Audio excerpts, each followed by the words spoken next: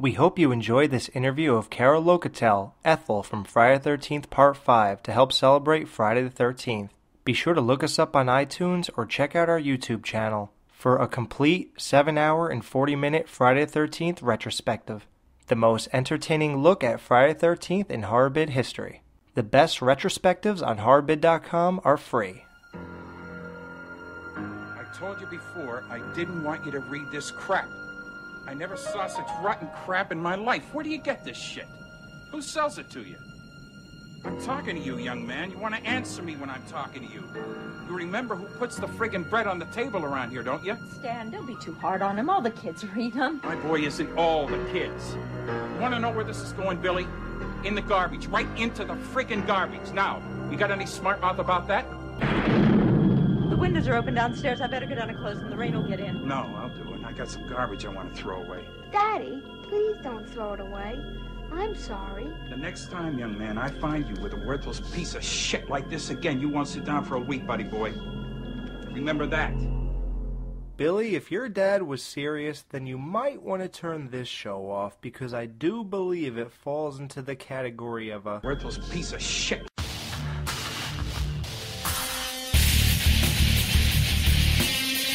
You're listening to The Skeleton Crew, exclusively at HorrorBid.com and the Horrorphilia Podcast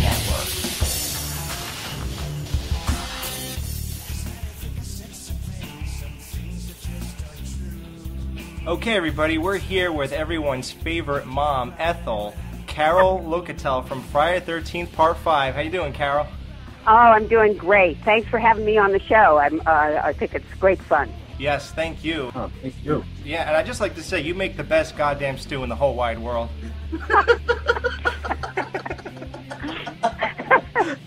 That's what Junior said. That's exactly what my boy said. Yeah, just tell him to eat his fucking slop and shut up. Uh-huh.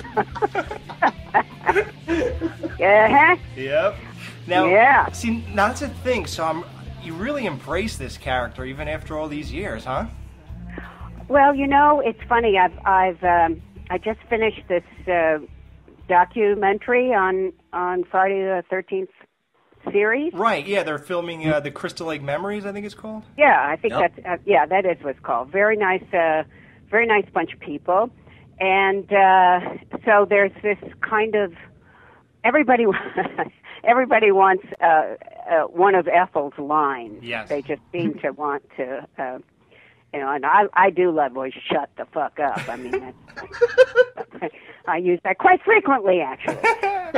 So and it's kind of fun. And I did this, one of these autograph signing things in Cherry Hill, New Jersey, as a matter of fact. What? Are you kidding?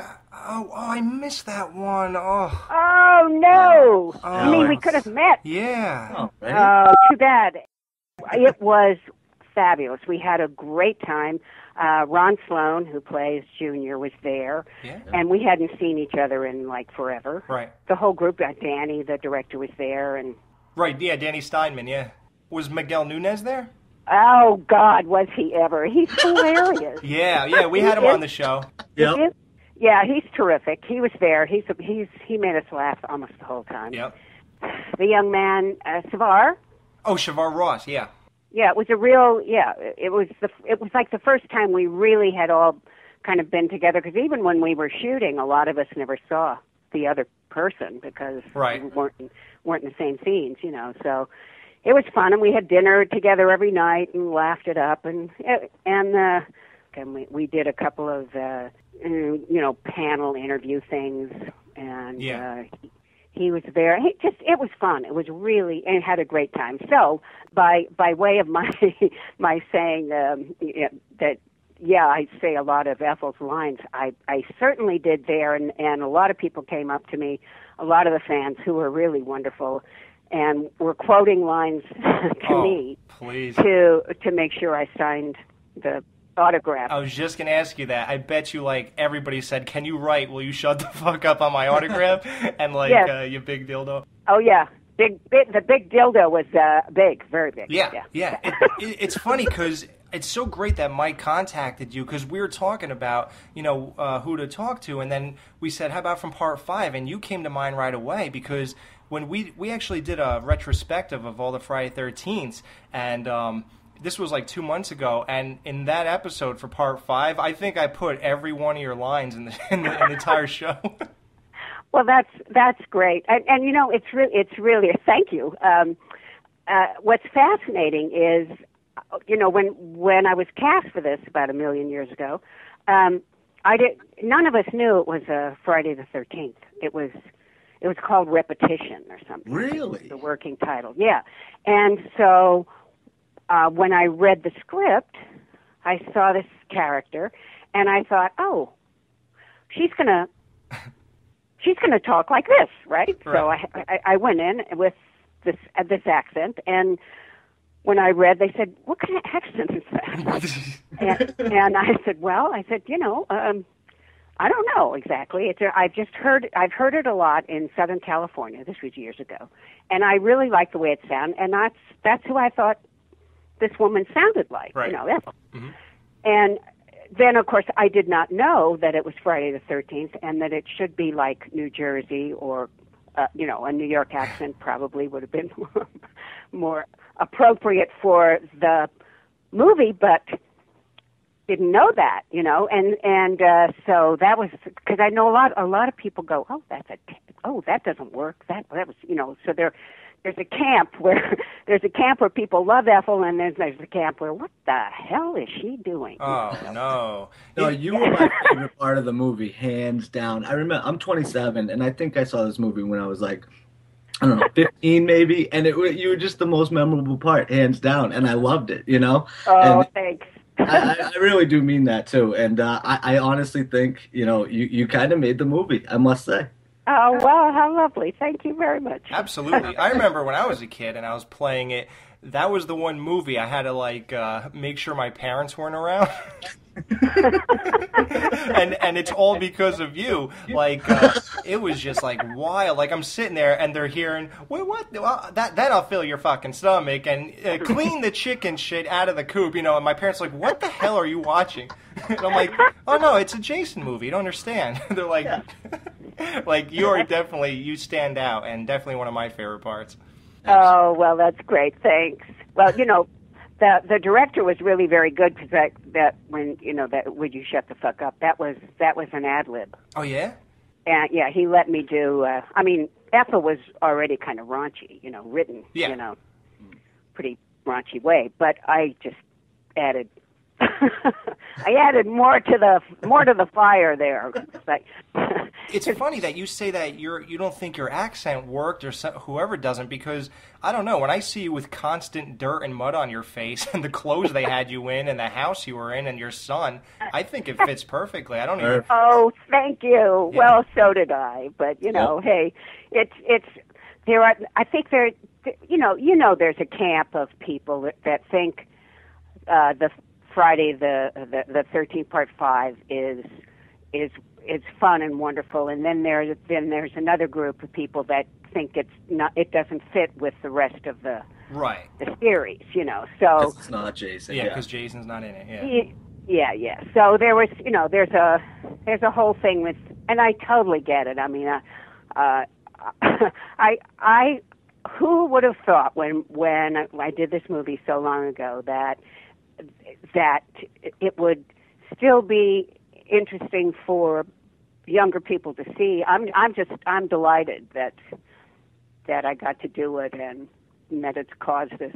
I like it. I don't like it. I like it. I don't like it. Yeah. So yeah, I like it. I like that. That's really good. I was actually going to ask you, how did this experience affect your life? Was there any negative impact, or were you really happy you did it? And then you're telling me that you loved it. That's great.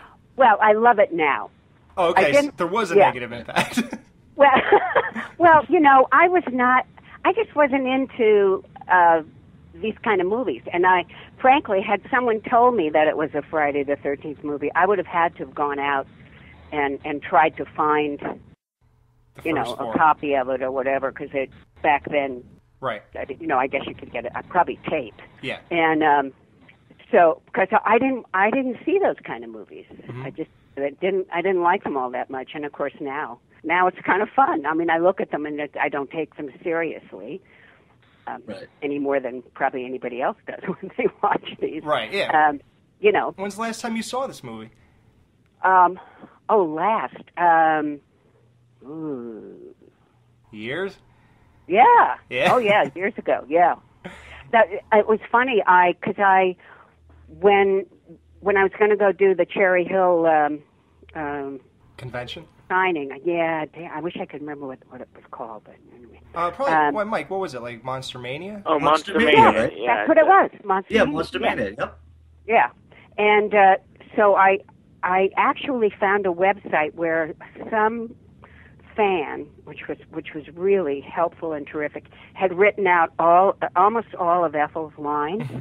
Oh wow! So yeah, so I'm reading those and I'm going, oh yeah, it's just all coming back now, So, so I was able to, when we got there, actually at one of these panel things, Ron, who played Junior, and I sort of redid a reprise of the slop scene. I saw that. Wow, I love that stuff. Yeah, absolutely. Yeah. He's great. You should interview him too. He's a swell guy, Ron. Oh yeah? Yeah. Yeah, definitely. Yeah. If we could find some contact information, that'd be awesome. Well, we get off the air, maybe I'd give you some. Ah. Oh. Thanks. Or I can have him call you. Either way, however you want. Yeah, definitely. It's funny. I was wondering, like, for the next 20 years, when you were walking down the street, do people just yell out "Hey, dildo" and all this other kind of shit? Like, yeah, but I don't think it had anything to do with the movie. You big dildo. Actually, it's funny. Nobody had ever stopped me and said, "Hey, you were in Friday the 13th, weren't you?" Really? A couple of other things I did. People would, but no, never happened. Wow. Isn't it strange, though, how all those Friday the 13th movies have such a cult following? And, I think you have the same take as we do. They're all kind of silly in a lot of ways, but they're great for that reason alone, It's fun to watch them. We have a good time. When we were going over all of them, we like to pick them apart a lot. And a lot of the times it came down to nostalgia and all that kind of stuff, and remembering these movies as a kid and stuff like that. So it's great that you have a good take on it nowadays, because if you take yourself too seriously and, you look back at it and you're ashamed of it, I mean, what's the point? It's all in good fun, Oh, no, I was never ashamed of it. It was, it was never that, because I always liked Ethel, I mean, and I thought, I really was happy that I got the part and all that. It was the genre that I couldn't relate to it, and when I all the slashing blood stuff and right, and but after a while that changed. I think I was I might I'm a little snooty, got out of college, right, did Shakespeare. That kind of stuff, and then I'm doing Friday the 13th. So I was getting a little, I was a little snooty, I think, but that didn't last long. I mean, I did several other films that were not as good. Yeah, a lot raunchier than this. Not raunchier, but just, not as much fun. Not as the storyline wasn't that good, or some of the acting wasn't so hot, or right. That kind of stuff. So it's I just needed to have experience to know that, working is delightful, and sometimes it's more fun than other times. And I finally came to realize that I actually had a really good time. Awesome. Yeah, I was going to ask you, the movie was directed by a porn director. Half the people in the cast look crazy. Is there any crazy stories of that whole thing? Well, the thing is, it's first of all, I had no idea that Danny was a porn director. Never occurred to me. Never asked me to do a nude scene, so And, Yeah, Mike here is a big fan of his films. Yeah. You're horrible. He's got them all on Blu-ray. Yeah. yeah. Okay. That was a big surprise, when somebody told me that was Danny's, history. And but the only person that I had anything to do with, the sheriff, the guy that played the sheriff, we had a scene together. That was when we shut the fuck up. Yeah, I got a bomb on me. That's it. Oh my God, look at you. I told you, you're my favorite. Oh, we love this movie, yeah. You and Demon, you and Miguel Nunez, seriously, you made the movie really, you put it up notches, 3 points higher, seriously. Well, that's really swell. Absolutely. I will take that and hug that. That's very nice. But, I didn't, like Miguel. Miguel is crazy. I mean, hilariously crazy. Yeah. I mean, I don't mean psychotic. I just mean wild. But I never had any, I was never around him on the set. Yeah. So right. the only way I knew he was wild was when we went to Cherry Hill and he was like, and so there were just a couple of people I worked with and of course the day we realized that it was Friday the 13th when Jason walked by, or this guy walked by in a hockey mask, and that's when Ron said, "Holy shit, it's Friday the 13th." So that's how we knew we were in a Friday. Yeah, and you were like, ugh. Yeah. Well, I kind of didn't. I mean, I didn't even really know what it was anyway. Right. Because I didn't go see them, so what did I know? Wow. Yeah. I was glad it was working until I saw it, and then I was like, oh, God, this is oh. So there were a lot of people who didn't put that movie on their resume for a long time. Oh, yeah, I can imagine. The thing is, though, you didn't even have to because I looked you up, you have you did a ton of TV shows, tons of work everywhere, and you continue to do so. I know you took 4 years off, almost right after Part 5, right? Yeah. Yeah, and then I was worried that it was because of that movie that you took. Oh no! I was doing a lot of plays. Okay. Yeah. So, and periodically I do stage work still. I love it.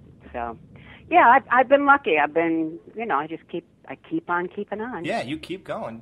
I saw you did an episode of Mad Men too. How was that? Oh well, he's so handsome. Oh, John Hitler. Oh, he's so handsome. And it was one of these, he came up and said something to me, and I said something so stupid because I just couldn't stop looking at him. And I mean, honestly, it was really, I got very tongue-tied. It was embarrassing. Wow. But it was, hey. Yeah. I thought, there you go. He was very nice. Everybody was very nice. Oh my God. Yeah, that's one of my favorite shows right there, and I'm really excited to go back and look at the episode you were in. So yeah. Did you? Oh, it's a small part. I took it just because it was Mad Men. But did you see last week? Yes. Oh. It's last Sunday. Oh my. Yeah. This is it's gonna be spoiler alert. Yeah, exactly. Yep. What a Whoa. show. That's awesome, though. Yeah. How long have you guys been doing this? Oh, we just started, actually. Well, oh, yeah? Sort of. Kind of. Yeah. Alex, you want to go over the history a little bit?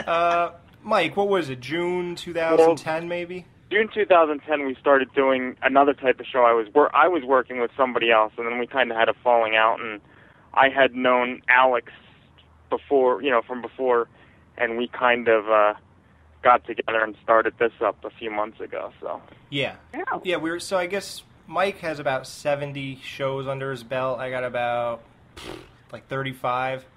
Wow. Dan has 20, maybe, right, Dan? Yeah, I'm not sure. Yeah, they all kind of just blend together listening to YouTube. Yeah, so if you're wondering why this is so amateurish, that's why. No, that's not true. I looked at the website. It looks very professional. We just try to have fun, We try to give a light, take on things. So, Yeah. Yeah, that's what it's Cool. all about. It's all fun. Yeah. I was going to ask you, you did so much work. What performance are you most proud of? I God, that's really rough. I'm trying to, because for a lot of different reasons, they're different things, different, different parts. For unfortunately, well, you sound like you have fun with whatever you're doing just by talking to you. So we can. Well, I try to. Yes, I do. Yeah, absolutely. But you guys make it easy, so this is nice.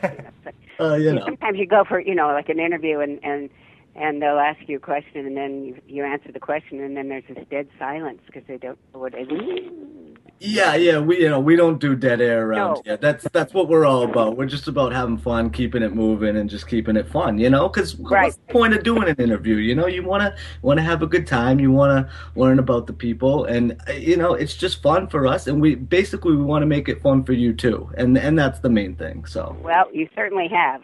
Thank you. Yeah, but we are not above that. Ready? How many days were you on the set of Friday the 13th, Part 5? Who am I talking to? How many holes were in the Jason mask compared to the previous installment? How many takes did you say clean the chicken shit out of the coat? Oh, man. Nice. Very nice. Yeah, those kinds of questions. Yeah, we were going to go with those, but we weighed the options. And all right, great. Well, where could fans look forward to seeing you next? Are you going to do any new conventions or any new shows coming out that you filmed? I've actually I've started writing something, so that's kind of what I'm doing right now, and I'd love to do more conventions. I really enjoy meeting the fans. They're really an interesting group, and they're as fun as you are, actually. The ones that I've met, find the humor in it, and all that. So I'd love to do another convention, but I don't know when that would be. But what about that? What about that writing? What's that going to be? Well, it's it's a screenplay. Everybody's got one. But actually, this one, I decided I'm writing a role for myself. Perfect. All right. Mm-hmm. And it's kind of a psychological thriller. Kind of. Oh, sounds good. Does Jason make a cameo in there or not? Or the imposter? Gee, that's not a bad idea. Yeah, right? Write that scene right now. All right, well, it's really, really great talking to you. Thanks a lot for coming on the show. Yeah, thank you for asking me, you guys. I wish you all the best. Thank you. You too. We all love you, and we hope you had a great Mother's Day from your your kids, your little horror fans. Well, I did. So there. Good. Now eat your fucking slop. Shut the fuck up. Okay. We could do this all day. All right. All right. Thanks so much. We'll talk to you soon. Maybe we'll see you at an upcoming convention someday. Oh, that would be lovely. I'd love to meet you guys. Definitely. Awesome. All right. Have a good one. Okay, you too. So Kane Hodder gets a mention on the Howard Stern Show. Kane Hodder, he is Jason, believe it or not, and he was asked if he gets recognized for being Jason. There's a new Jason movie. Oh, come on. Who would know Kane Hodder? Gets True horror fans or anyone that is really a fan of these films knows what I look like. Oh, so come on. How'd they find out? My face isn't very widely known. Okay. He's so crazy. He means those guys who go to conventions. And he was asked why he likes being recognized. Having been a stuntman for so long, I was used to the... This guy's still waiting to get into Nobu. Are you kidding? Anonymity of the whole business. I want to take a camera and walk down the street with Kane Hodder and ask 20,000 people if they know who he is. The guy who wears the Jason hockey mask. I've been watching those movies for 30 years, and I didn't know who he was. His mom doesn't even recognize him. Don't let it get to you, Mr. Hodder. We know who you are, the Skeleton Crew. Exclusively at harbid.com. Hey, all right, we are back, and we have really, really big news to get to. The fact is, huge news, we let Mike into the studio for the first time ever. You see that picture you guys are looking at? That was that was a photo shoot we took. Actually, we never let Mike back in, but Mike, go ahead, let everybody hear your baritone voice. Go ahead. Me. We finally... You see, I wasn't willing to look at him. Yeah, I just wasn't willing to look at him for the first... You just did a vocal warm-up. Yeah, I did. Me. Do, re, mi, fa, sol, la, ti, do. Oh, my God. Get him out of the studio. Get him out of here. You kicked out. All right. Security! You're up, Mike. Security! Okay. So Mike's in the studio for once. This could be a good thing or a bad thing. I'm already thinking it's a bad idea. I don't know yet. We'll see. But, yeah. So we have a couple things to address this show. This is your little Friday the 13th foreplay show. Great interview, by the way, Alex. That was a lot of fun. Yeah, it was very fun, and I'm glad that people will get to hear how cool Ethel from Friday the 13th Part 5 actually is. Yes. Well, if you're doing a retrospective, it's nice to get the people that actually were in the movies involved, actually, dive into the movie a little bit. Well, if you're going to charge them, you would at least have something extra than just two guys talking, you would think. Who would charge people for a podcast, though, honestly? Who does that? Man, I got a job. I don't got to charge people shit. I don't have a job, and I still don't charge. Well, that's where the integrity comes in. Now, right, exactly. And loyalty to your fans who've been listening to you. Mm-hmm. You see, it's funny. We're loyal to people who've only been listening for 2 months. Yeah, we just started, right. We're not going to charge you. No, of course not. We got an email. Somebody sent me an email, and they said, guys, please listen to the House of Horrible, or I don't know, something like that on Horror Bid. The other show on Horror Bid at the hour mark. And they addressed your show, and I was just wondering what you guys thought of it. And it would be really great to hear it on one of your future shows. Mm-hmm. So, hey, listen, last week I was working 16-hour days. I'm in a hotel. And, I said, okay, I got a couple hours to kill. Sure, I'll go ahead and listen to this. And I put it on. And, I started laughing so hard that the people upstairs were banging on the floor. I believe And you weren't laughing because they were funny, mind you, right? No, I was laughing at how ridiculous this is and how seriously they take themselves. So that was it was very funny. So, without further ado, let's, I'll go ahead and play what the House of Horrible said about our show. And then we could discuss it as asked in the email. Yes. So here, let's get to the clip of. Am I ready for this one? Yeah, you haven't heard this, have you, Dan? No, I don't waste my time with stupid shit like that. But yeah, let's go. I know. I normally don't waste my time with this, but I don't want nobody to think that we pussy out of anything. Right. Let's just go ahead. Next one we got from Matt Wiesel.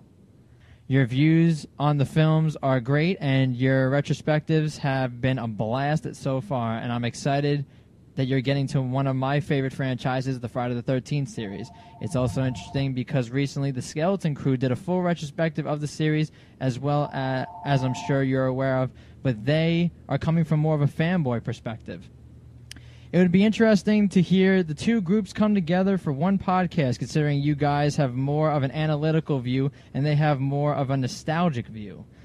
Skeleton Crew doing the Friday the 13th retrospective, us getting with them. Fanboy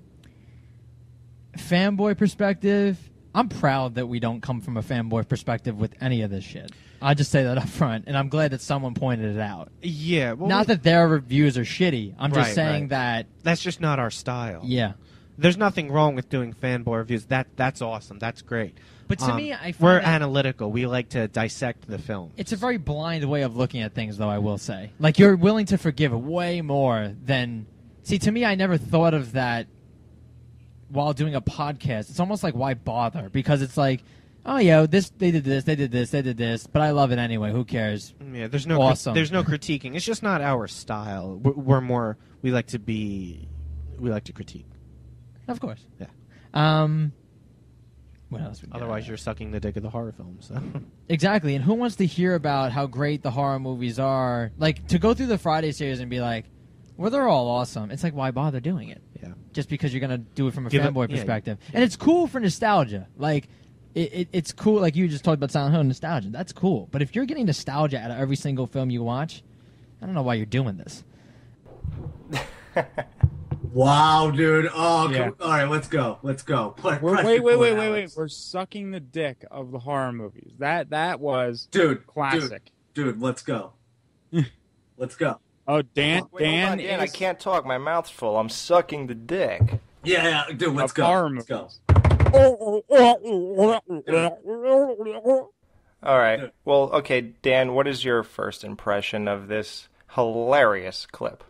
Well, all right. First of all, it wasn't as bad as I thought because, first of all, everything they said, I mean, I'll be honest with you, it's pretty much the exact same way I feel about their show, just obviously different opinions about what their show is and stuff. We're thinking, all right, well, why don't we go from the perspective of let's try to have some fun with it instead of, you know, naming off 50 movies in a row and half of them we dislike. I mean, to me, there's just no point in it. There's just no point. Like, why sit there and hate on every single movie and just, you know, breeze right by them? Instead, let's highlight the movies that we do like. Let's get those people involved. And, you know, talking about the fanboy perspective, dude, that just cracks me up alone. You know, like I said, we handpick what we want to do. We're doing exactly what we want to do with this show. Now, if you don't like that, keep it moving. Yeah, get your upper ear pierced, get your lip pierced again. Go do something else constructive with your life. Because honestly, I mean, we all have lives out of this. We like to dive into certain horror movies, and we all talk about them. And if we all like it, then we'll all do it. If we all don't like, and that's another thing, we don't all love all the Friday the 13th movies. Have you listened to the retrospectives? Yeah, that's my question. Like, where did this even come from? He's talking with such authority, like he's some head honcho of fucking podcast bullshit. And it's like, he says, if you're just going to do a retrospect... Oh, I can't do that Boston accent. Can you do it, Dan? You're from Boston. Yeah, fuck you. No, no, okay. He said, yeah, if you're going to do some Friday 13th... I can't even do it. If you're going to do a Friday 13th retrospective, who wants to hear you or something about, say, you love every movie and what's the point? Now, here's the facts. I ripped part 3. We all ripped part 5. I ripped part 6 here and there. You guys liked it. We all ripped part 7. I think Mike maybe liked it. I liked it. Okay, you both ripped part 8. I liked it. We all 9. Come on. 9. Come on. That was a 10-minute show. 15. 15 minutes. We all sort of were okay with Jason X. I ripped Freddy vs. Jason. I kept pecking at it the entire show while saying, but I do like it. And he did say something like that. He goes, this, but it's okay. Now, I don't understand. We have to hate on shit just because there's a couple elements we don't like about it. You never heard of overall pretty good, but this, and this was not that great. I have to, what, I gotta be a little bitch on the rag and shit every time I watch a movie or talk about something?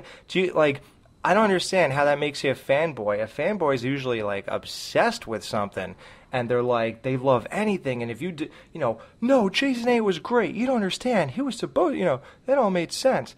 Like, we didn't do anything like that. And it's like, are you listening to any of these shows? Like, and who even takes the time to sit there and critique other podcasts? Like, could you imagine taking yourself that seriously? No. Like, No. I'm so sick of these pod gods. I guess that these guys are on Harbid for a long time, and they figure, like, there's some, like, hot shit. Right. Like, I don't know, man. Is this your type of show? Because I tried listening to a couple of their shows back when we were on Rabbit is Dead.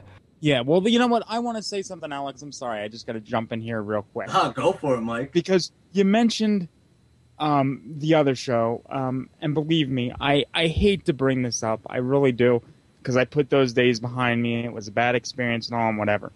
But even Rabbit and Red was on Horror Bid first. We came before House of Horror. And let me tell you, even on Rabbit and Red's worst day, when I was on it, not now, but when I was on it, even on our worst show, we were better than anything they ever did.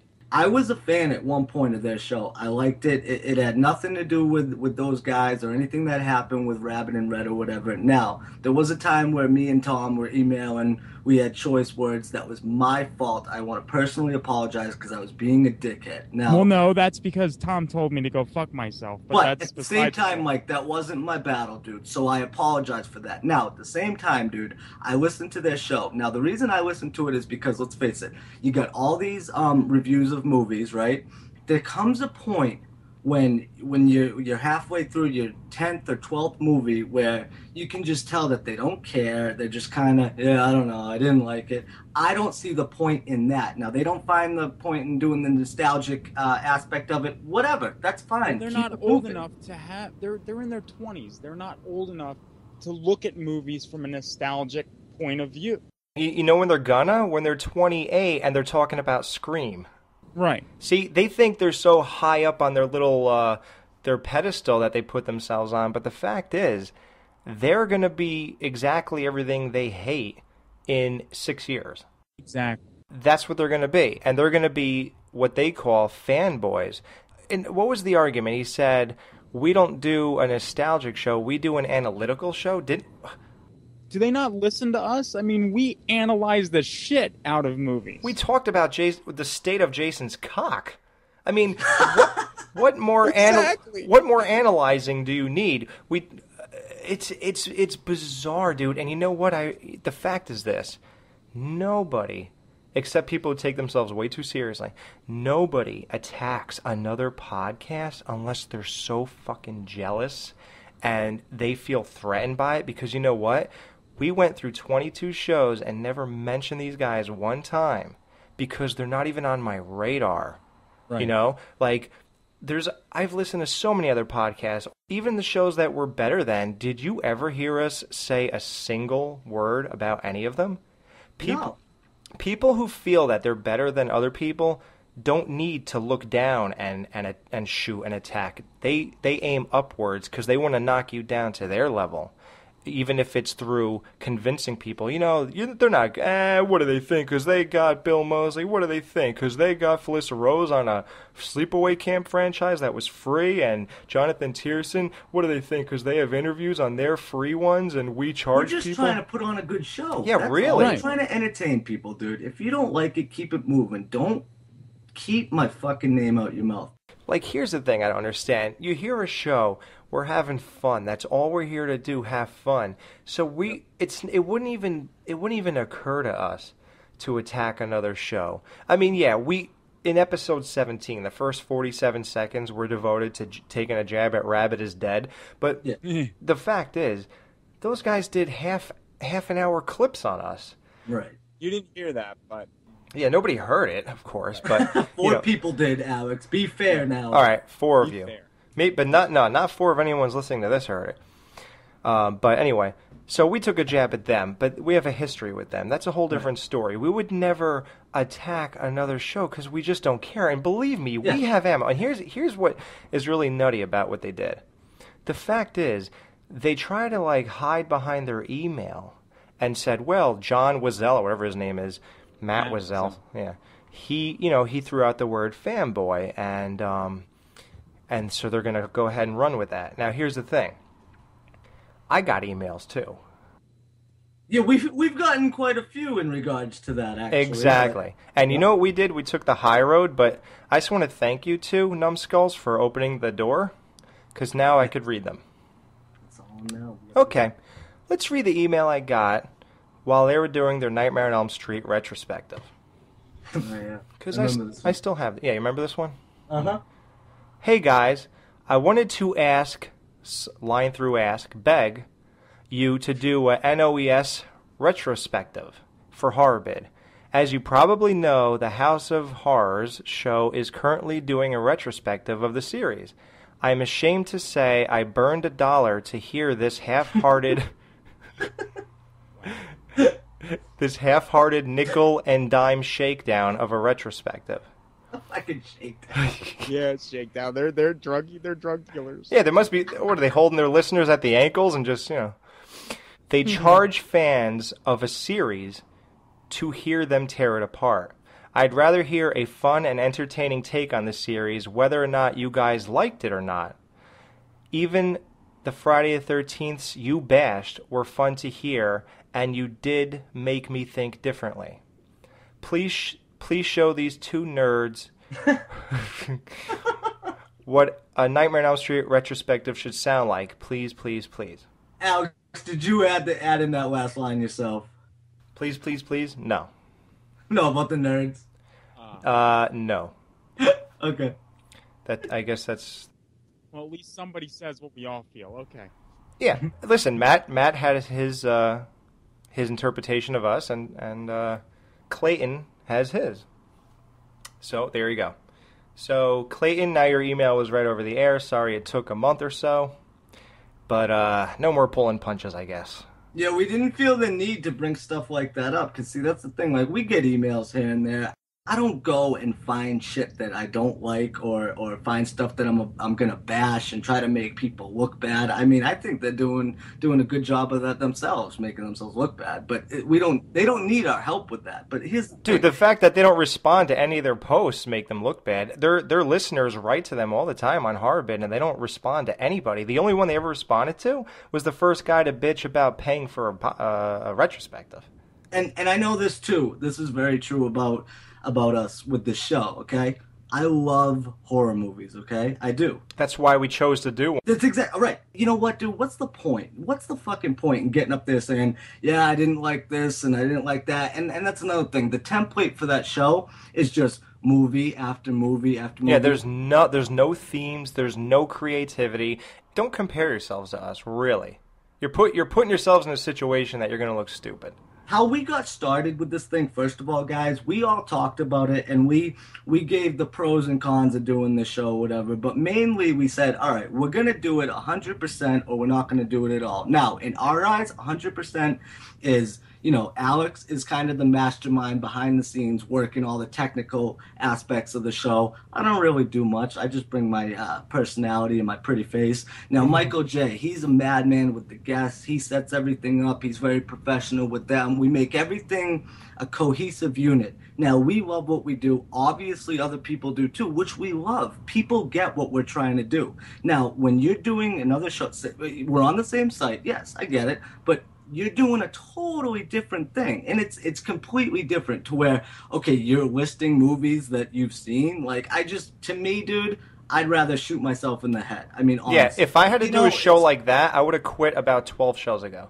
I can't even talk to people like that at parties when they're just talking about movies for over 20 minutes. I'm like, oh my God. Now, we're not trying to bash their show. It's just a different thing, and you got to respect it for what it is, dude. And that's the thing, like you said before, we've kept our mouths shut. We don't find a point in bringing up the other show. It's like, okay, that's cool, whatever. But now it's almost like, all right, well, we gotta say something here. We gotta at least defend ourselves in the sense where, hey man, we're doing our thing. You just do yours. Keep it moving, and that's all. Right. And even the word fanboy. I don't know if the two numbskulls with their little microphones, tough guys over there. I don't know if you realize this. If you're talking into a microphone about a horror movie and you have something called a podcast, you're a fanboy. Automatically. If anyone's reading a post on a message board about a movie, you're a fanboy. Yep. Don't think that if you dislike the majority of the movies in this genre that you're anything but a fanboy. We do it because it's fun. It's actually an extension of our lives. It might be your whole life, seeing as you watch 14 movies a week, which is hilarious. I don't know if I get more laughs out of that because neither one of them say a single funny thing. I didn't laugh once. There was nothing entertaining about it, and all I heard them do is tear apart every movie I love. Now, who are they doing this show for exactly? Anybody who comes to Horrorbid is there because they love this genre. Right. If you hate 90% of it, my question to you, Joe, is why bother? Mm-hmm. Why don't you go do a show about music or something? Like maybe you like more songs than you do movies, or maybe you want to analyze it and talk about how this guitar was a Gibson or this drum set was this, or maybe you could break something else down because this doesn't seem to be your thing. Right.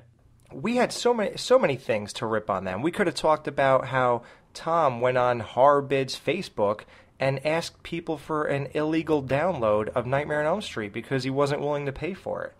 Because I guess back then they weren't charging them. But wait, yeah, they weren't charging people money yet for their podcast, so they couldn't buy a movie. Oh, yeah, that's right, because that was before the retrospective started. Yeah, they weren't able to charge you. But during the retrospective, they asked for it again. They asked for something again during the retrospective. They wanted a copy of something again. Yeah, and talk about nickel and diming, like that email said.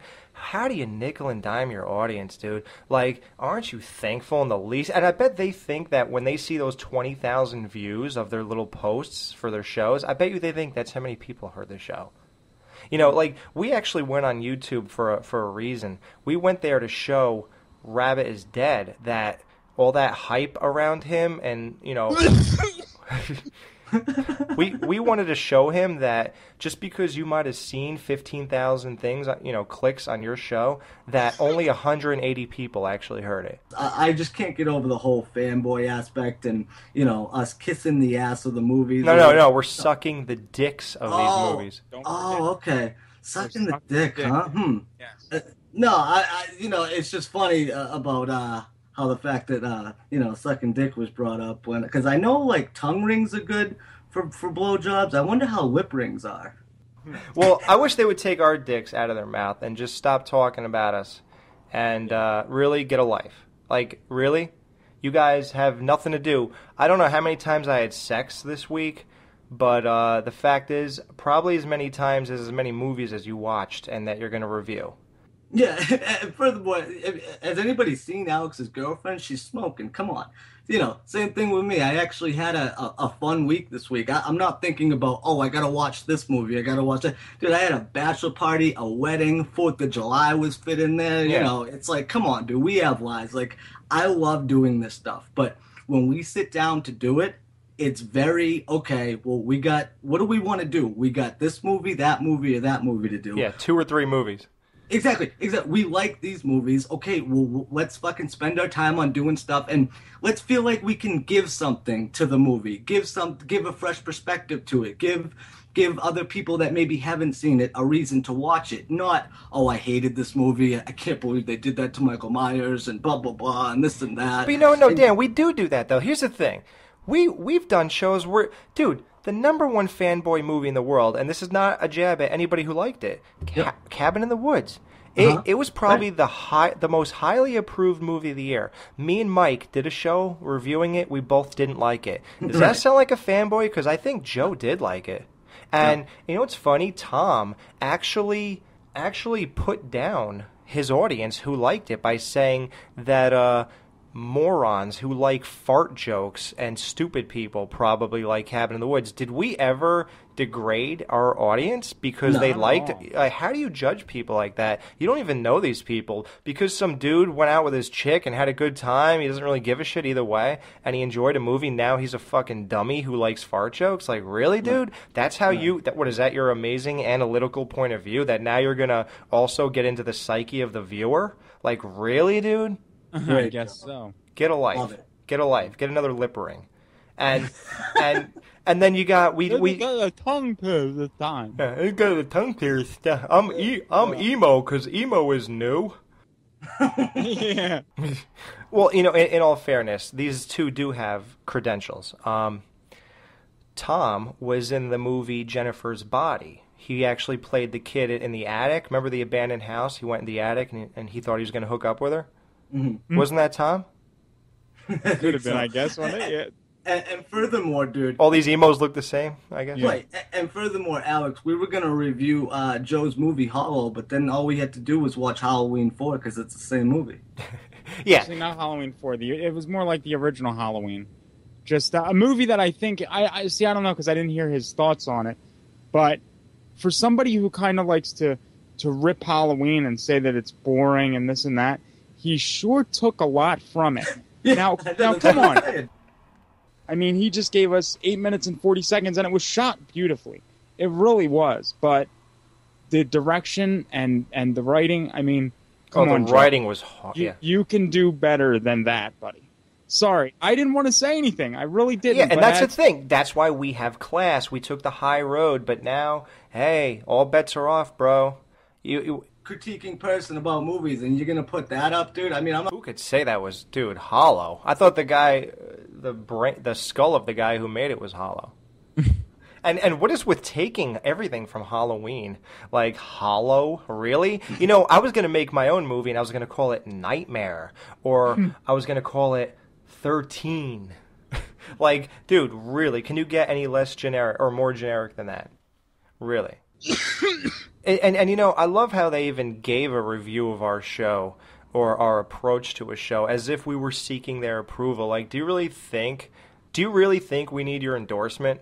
Really? Dude, get a life. We don't even give you the time of day. Is that what you're bitter about? Would you like us to do Actually, now we're kind of giving them the time of day. Yeah, but you know what? I'm doing it because I don't want it to go around, hey, I told them what you said, and they're just being, you know, we're like running away like wounded dogs or shit. And wait, and here's where I really want to get into. How are you going to charge people to listen to retrospectives and you act like that's more work for you?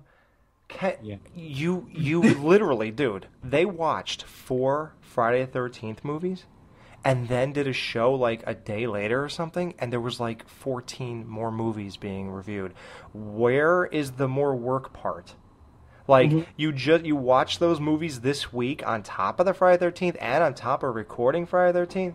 Number one, get a girlfriend, get a life, get a boyfriend, whatever you're into, I don't know. But just do it. And you know, like, and you attack us like we give a fuck. Like, dude, do you not hear the bottle caps hitting the floor in the background of our shows? Does that not that encapsulates everything about our show? We don't give a shit about any of this. Everything, dude. Couldn't have said it better myself. Do you know how many people I interview drunk? I bet you think like we sit there and prep up for every one of them and are so nervous. Oh my God, what are we gonna do? We don't give a fuck, guys. You know, we're swicking beers like, oh, this is gonna be so much fun. Talking about Bill Moseley and how he's in line getting a pastrami sandwich, like. Yeah. That'll be in a highlight show. Don't spoil it. And even picking apart our Friday the 13th shows, those were our first 12 shows. Those were practice. Right. And it's not even a competition because honestly, if any of our listeners look or talk like you two, I'm probably going to change the way we do the show. Yeah, exactly. If those are the type of fans we're getting, yeah, we're going to change something because. We don't want that audience. So We're glad you don't like our show. If you actually went on here and said that these guys are doing a great job, we are also listeners, and we really think you should check them out, I'd probably reformat the entire show before the next one. Yeah, so anyway, it just baffles me how two guys who are supposedly so secure and so, you know, comfortable with what they're doing, whether or not it's the same drone-on thing every single week, same format, same opinions, always negative, everything's the same every single week. And I don't know, what are you, jealous because we have, like, guests and we have exciting things going on and we're moving forward with our show and we have themes, this versus that, jump the shark. You couldn't, I mean, I guess if you have no creativity, I guess you would just stick to one format for a year in a row. And just say, let's just do movies. It's safe. It's very normal. It's very plain. Sorry, we think outside the box, and we have personalities that come out that you guys just don't have. You just don't have it. You can't fake that. Yeah, you can't fake it. You can't buy it, no matter how much these poor listeners pay you. You cannot buy personalities. And furthermore, Alex, you can't buy chemistry, and I just want to bring up that point. I'm just curious, and they don't have to answer this on their show or whatever. I'm just curious, how long have you guys been friends? Because, I mean, okay, your chemistry's okay, but how do you feel that me, Alex, and Mike have never met before, and yet we're in different states for that matter, and we still have a better chemistry than you do? Dan drops the mic. Yeah. If there's a hater out there, it's because they're jealous of what you're doing. Because if we were under the radar, not doing anything, you think they'd bring us up? No. Or what? You got it in an email? That was your transition to fucking talk about our show? Yeah, nice try, buddy. We got tons of emails about you guys. Tons. Yeah, and we let them all off the hook. But you know what? If we get any more, they will be read. And we don't call them fan mail because we don't have fans. We're just three guys. We have friends and we have listeners. We don't have fans. Like, do you really think anyone's a fan of yours? Do you really think you're that important to charge a donation? Come on. Dude, there's obviously something going wrong in your life where you have to direct your hate and your anger to a fucking horror podcast. Like, literally, dude, I went to a bachelor party, 4th of July, a wedding, another fucking keg the other night, dude. And it's like, now I'm here and we're doing the show. This is a small part of our lives. Now, it's a great part. We love it. I love talking to you guys when we're on the show, doing it for the hour, 2 hours, or whatever. I absolutely love it. At the same time, dude, it's not our whole lives. Like, you have to have a life. And then when we do the show and it comes off kind of like we're having a good time, we're not faking it. It's because we are having a good time. We're having a blast. So we're getting that out of it. I don't understand what get going over 20 movies and fucking hating on these movies. Like, is it other people saying, oh yeah, that's a great job, I hated that movie too? Does that make you feel good? I don't understand where that comes from, where you get your motivation to do another show. I'm having fun. I can say, hey, I interviewed some of my favorite people ever. Like, we can look back and say, we did this. When you look back, what are you going to do? Oh, we reviewed 4,222 movies. Nobody can even touch us. And we bitched about 3,842 movies. Like, really? That's the legacy you're leaving behind? That's what you want to give your audience? Like, sorry, I don't want people to think I'm on the rag. Right. I'm sorry. Exactly. I'm a man. I'm a man. I have fun. I'm a party guy. I have fun. I got chicks around me. I got beers around me. I got friends around me, dude. We're going to the beach. We got shore houses. We got shit. We got fun things to do in our life. We don't enjoy sitting down, bitching about movies, acting like we're analytical. Get a life. Keep it moving. Ask a girl out on a date. And by the way, to the audience, I will apologize. I lied to every one of you. And I did it on the very first show. I said that Tom and Joe do a great job. And they don't. They don't do a great job. Yeah, we were just trying to be nice. Yeah, I was being nice. It was our first show on Horror Bid. And I was like, yeah, they do a really great job. No, they don't. They make people miserable. They make people feel stupid about having a good time. Anybody who makes people feel dumb about having a good time has issues with their own lives. Anybody who sees three guys having fun on a radio show and feels threatened by that because they can't keep up or they're not as charismatic or whatever you think we are that you felt you had to attack, you have issues. Why don't you go to a shrink? Like, why don't you respond to some of the comments on your thing, too? What the fuck? Oh, no. Oh, what are you kidding? Don't ask them for autographs, Dan. They're too big for that because, they think they have 20,000 listeners. So that's that. All right. Okay. Well, we'll get back to earlier show. It's probably the only amount of time we'll waste on them. Even if they have a response, I really feel like I just wasted my life. They're not going to respond, dude. They ain't got the cojones. Well, they might, and they say, wow, they really took offense. They must really be affected by what we say. And no, the fact is somebody emailed us, and we thought it was pretty damn hilarious what you had to say, and your perception is so off. And it only proves that you don't listen to our show. And you don't because you're jealous, and you don't want to hear that you're not doing as well as you should. Dude, I'm going out with one of the prettiest girls in the world in about an hour. That's the last thing on my mind. Exactly. We don't care how bad you are. We don't give a fuck, and we don't listen to you. We did. I'll admit, I checked out a few shows in the past. Yeah. Those days, and if and if you think I'm paying $1 to hear see if your Friday 13th retrospective is better than mine, I don't have to. I already know it's not. House of Horror Bull is horrible. And the end. And the end. Biatch.